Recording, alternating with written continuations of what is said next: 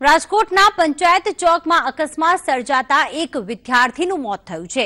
Car ચાલકે કાબુ ગુમાવતા કારની ટક્કરે ચારમી નામની વિદ્યાર્થીનીનું મોત થયું છે, જ્યારે કે અન્ય બે ઇજાગ્રસ્તોને સારવાર અર્થે હોસ્પિટલ ખસેડવામાં આવ્યા છે। ઘટનાના પગલે પોલીસ ઘટના સ્થળે પહોંચી છે અને ગુનો નોંધીને વધુ તપાસ હાથ ધરી છે।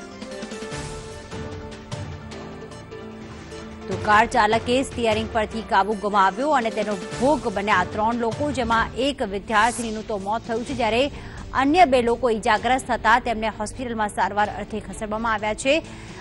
એક વિદ્યાર્થી જેનું નામ હતું ચારમી અને તે ત્યાં રસ્તા ઉપરથી જઈ રહી હતી ત્યારે આ કારની અડફેટે તેનું મોત નીપજ્યું છે। રાજકોટના પંચાયત ચોક નજીકની આ ઘટના છે, જેમાં પોલીસ દ્વારા હાલમાં તપાસ કરવામાં આવી રહી છે કે આખરે કયા કારણોસર અકસ્માત સર્જાયેલો હતો અને સાથે જે કાર ચાલક હતો તે નશાની હાલતમાં હતો કે નહીં, કે તેણે સ્ટીયરિંગ પરથી કાબુ ગુમાવ્યો।